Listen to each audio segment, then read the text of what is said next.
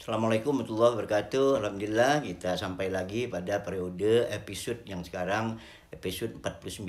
Kita akan membahas apa yang kita sebut dengan persepsi dan tafsir. Nah, pada episode 48 kemarin kita sudah memahami bahwa untuk menghubungkan fakta ayat ini dengan realitas yang sebenarnya ini kita menggunakan persepsi. Nah, persepsi ini yang dalam bahasa Arab biasa disebut tasawar, yaitu bagaimana membayangkan secara abstrak.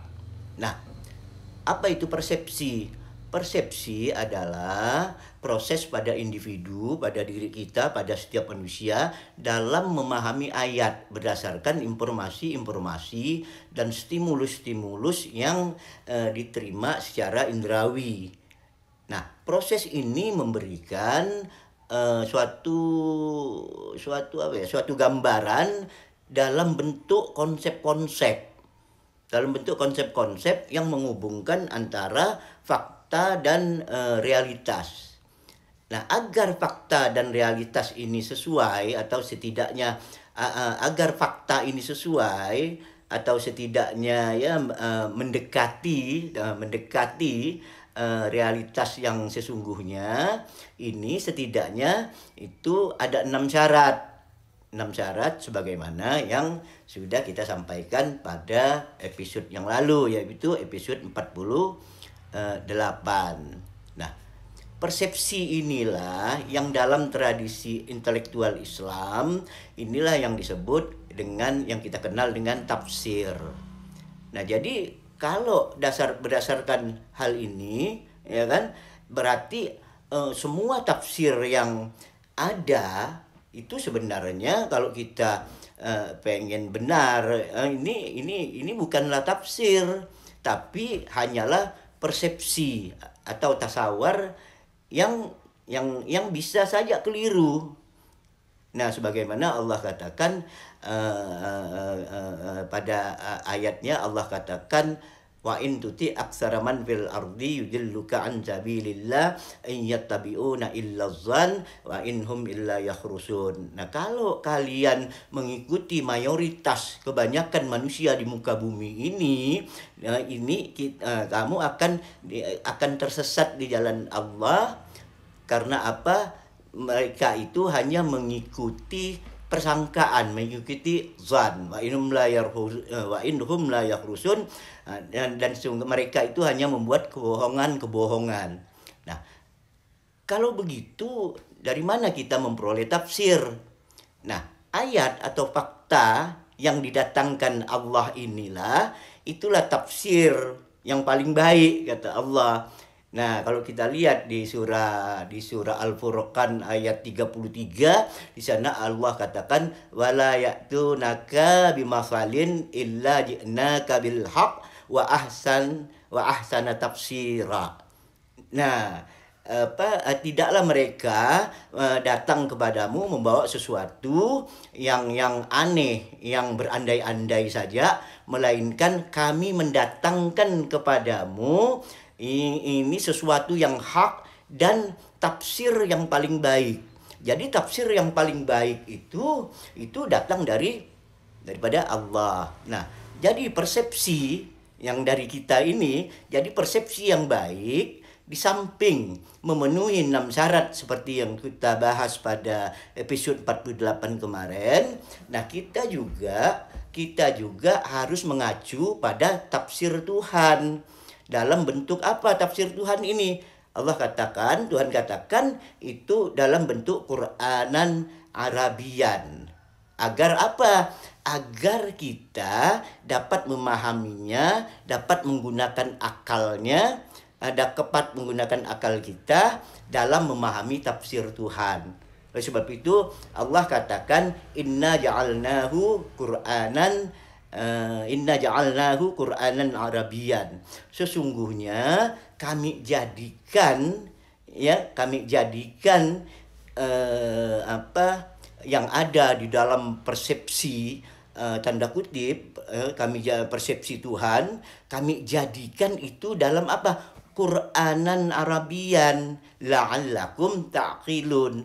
Jadi kami jadikan dalam bentuk Qur'anan Arabian agar kita bisa paham, agar akal kita ta'qilun, agar akal kita bisa istilahnya bisa main lah. Nah, ini yang dikatakan oleh Tuhan. Jadi Allah mendatangkan apa yang disebut dengan Qur'anan Arabian.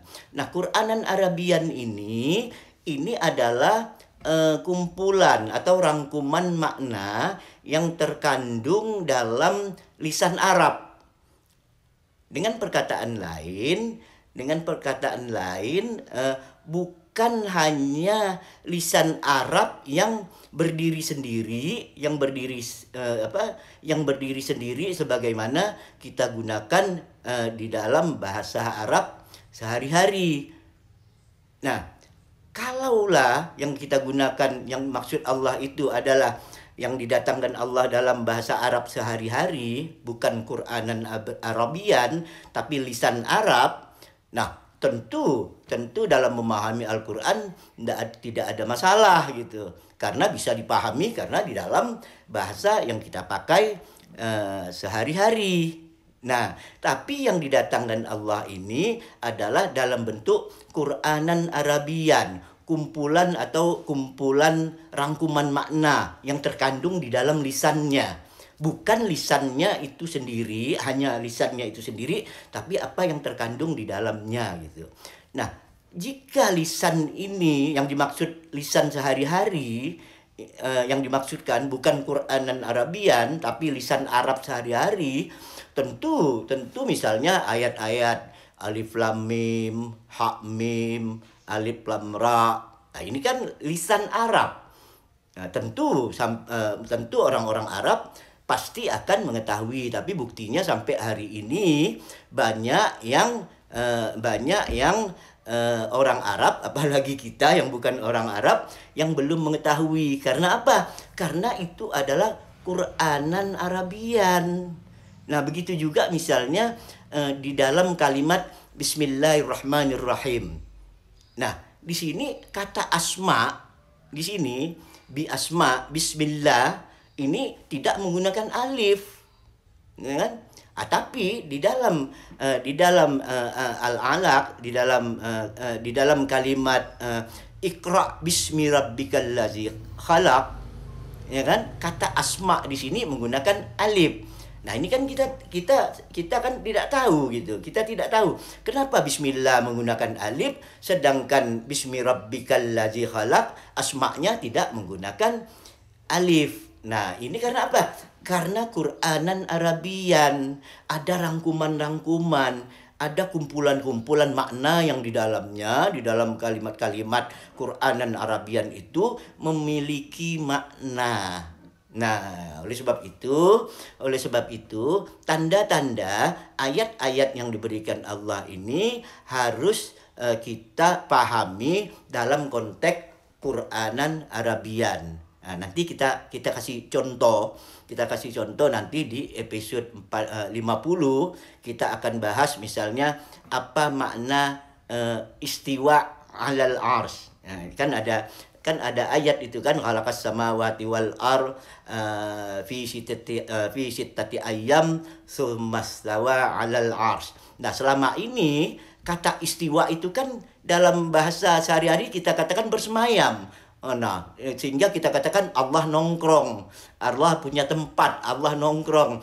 Nanti akan kita bahas di episode 50 apa makna Qur'anan Arabian. Saya kira hanya sekian. Assalamualaikum warahmatullahi wabarakatuh.